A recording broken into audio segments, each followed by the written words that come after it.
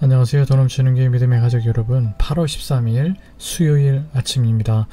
오늘 이 귀한 아침 천지의 대주제 되시는 우리 하나님께서 여러분들을 지켜보호 해주셔서 아무도 여러분들을 건들지 못하고 하나님의 특별한 보호하심 속에서 놓여있는 평강으로 가득한 한날의 삶이 되시기를 주님의 이름으로 축복해 드리겠습니다. 오늘은 여러분들과 함께 스가랴 8장 1절에서 13절의 말씀을 함께 묵상하도록 하시겠습니다. 먼저 여러분들께서 개인적으로 오늘 본문의 말씀을 다 읽어 주시기를 바랍니다. 네, 읽으신 줄 믿고 오늘 본문 말씀을 묵상해 보도록 하겠습니다.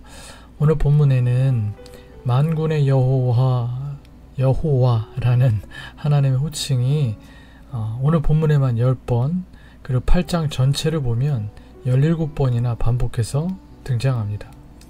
이것은 여호와 하나님만이 이스라엘에 대한 완전한 평화와 또 충만한 복을 내려주실 수 있는 능력의 하나님, 절대주권의 하나님이시라는 선포인 동시에 이 만군의 여호와라는 하나님의 호칭이 이같이 말하노라 라는 말씀과 연결되어, 즉 만군의 여호와가 이같이 말하노라 라는 말씀을 통해 하나님께서 다시 돌아오셔서 이스라엘을 회복시키실 것이라는 약속을 확증하시는 것입니다. 오늘 본문을 통해서 우리는 하나님은 그럼 어떤 분이시고 우리에게 어떤 말씀의 교훈을 주시는지를 좀 살펴보도록 하겠습니다. 1절로 3절, 만군의 여호와 하나님께서 시온으로 돌아오셔서 예루살렘 가운데 거하시면 예루살렘은 진리의 성읍으로 회복되고 시온은 성산, 즉 거룩한 산이라 불리게 될 것입니다.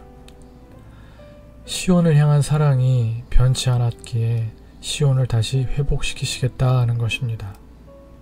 예루살렘도 포기하지 않고 다시 새롭게 하실 것입니다. 선지자를 통하여 전하신 하나님의 말씀에 청종하지 않은 이스라엘을 하나님은 징계하셨지만 그렇다고 해서 그들을 향한 사랑이 변하신 것은 아닙니다. 사랑은 그대로입니다. 오히려 그들이 고난을 통해 하나님을 다시 찾기를 바라셨습니다. 심판이 혹독했던 만큼 자기 백성을 향한 사랑도 강력할 것입니다.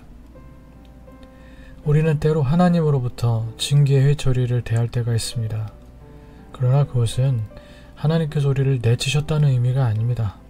잠언 3장 12절, 대저 여호와께서 그 사랑하신 자를 징계하시기를 마치 아비가 그 기뻐하는 아들을 징계함 같이 하시느니라. 히브리서 12장 8절, 징계는 다 받는 것이거늘 너희에게 없으면 사생자요 친아들이 아니니라. 하나님의 징계의 회초리는 여전히 우리를 사랑하신다는 증거입니다.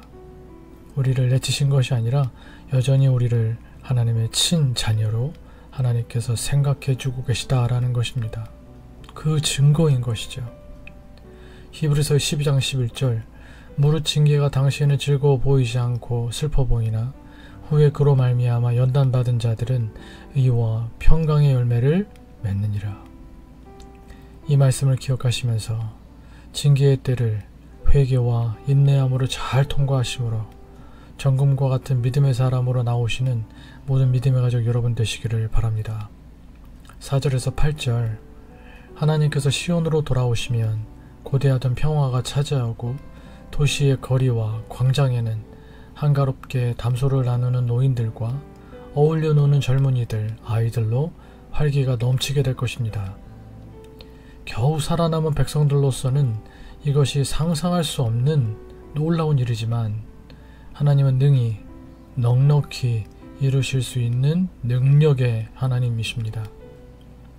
7절, 8절을 제가 한번 읽어보겠습니다. 세번역 성경으로 읽겠습니다. 나 만군의 주가 말한다. 내가 내 백성을 구해 동쪽 땅과 서쪽 땅에서 구원하여 내겠다. 내가 그들을 데리고 와서 예루살렘에서 살게 하겠다. 그들은 나의 백성이 될 것이며 나는 그들의 하나님이 되어 성실과 공의로 다스리겠다. 이스라엘의 이와 같은 회복을 위한 조건은 그들의 조상들이 버렸던 것을 다시 회복하는 것이었습니다. 하나님 공동체 백성들은 진실해야 합니다. 진실한 재판을 통해 화평을 이루어야 합니다. 마음에 악을 품어서는 안 됩니다. 거짓 맹세로 하나님을 속이고 사람에게 해를 입히면 안 됩니다. 하나님께서 원하시는 것은 제사도 제물도 아닙니다. 흠없는 백성, 사랑의 백성, 정의로운 백성, 정직한 백성입니다. 그것이 그들을 예루살렘으로 돌아오게 하신 하나님, 그리고 그들에게 돌아오실 하나님의 은혜에 합당한 백성의 모습입니다. 그러면 그 땅이 다시 북적일 것입니다. 장수하는 사람들이 많아지면서 노인들이 많아질 것이고 아이들도 많이 태어날 것이며 많은 젊은이들로 거리는 다시 생기가, 활기가 넘치게 될 것입니다. 생명이 충만한 공동체가 될 것입니다. 하나님이 내 삶에 돌아오실 때 내 삶에 평안이 깃들고 하나님이 세상에 돌아오실 때 세상에 평화가 임하게 되는 줄 믿습니다. 하나님께서 오시는 곳에 하나님으로부터 흘러넘치는 그 깊은 평안, 평화, 화해, 화목이 우리에게 경험될 줄 믿습니다. 9절, 돌아온 백성의 삶에 있어서 삶의 전환점은 선지자의 말에 순종하여 성전지대를 쌓던 날입니다. 당장 살 집도 없었지만 하나님의 전을 먼저 지켰다고 순종할 때입니다. 숱한 방해에도 묵묵히 순종할 때 새 역사가 열리기 시작하는 것입니다. 하나님은 이제 다시 손을 견고히 하라고 말씀하십니다. 힘을 내라고 우리를 격려해 주시는 것입니다. 물론 여전히 그들 자신 안에 그리고 외부에 다른 사람들의 반대가 있겠지만 4절로 8절에 신실하신 하나님의 굳은 약속을 믿고 끝까지 낙심하지 말라고 하시는 것입니다. 하나님께서는 백성들에게 삶의 전환점이 된 순종을 계속해서 이어가길 바라시는 것입니다. 마지막으로 10절에서 13절 10절 말씀에 보시면 이날 전에는 이라는 말씀이 나옵니다. 이 표현은 순종 이전을, 그리고 11절에 이제는 이라는 말씀이 나오는데 이 이제는은 순종 이후를 의미하는 표현들입니다. 이날 전에는과 이제는이 다를 것입니다. 다시 말해서 순종 이전과 순종 이후가 다를 것입니다. 이스라엘 백성의 순종에 황무한 땅이 열매를 내고 하늘은 이슬을 내릴 것입니다. 다투며 왕래하지 않던 이들이 화목하게 되고 이방인들로부터 저주의 대상이었던 그들이 이제는 부러움의 대상이 될 것입니다. 그들이 복받는 사람의 표본이 되게 하실 것이기 때문입니다. 우리 역시 하나님께 대한 순종 이전과 순종 이후가 다를 것입니다. 삶의 전환점이 될 것입니다. 하나님은 우리에게도 삶의 전환점이 될 순종을 계속해서 이어가기를 성실하게 감당해내시기를 바랍니다. 그리고 순종하는 자에게 주실 복도 미리 예비해 두셨음을 여러분 믿으시기 바랍니다. 물론 그 복을 주심에 있어서 특별히 때에 대해서는 하나님께 전권이 있으심을 인정해야 합니다. 하나님, 제가 이렇게 했으니까 약속하신 것을 내놓으시지요 라는 것은 하나님과의 사랑의 교제가 아니라 철저히 하나님과 거래를 하려 드는 것이니까요. 설령 순종의 대가가 당장 보이지 않더라도 주님이 열어주실 미래에 대한 믿음을 가져야 합니다.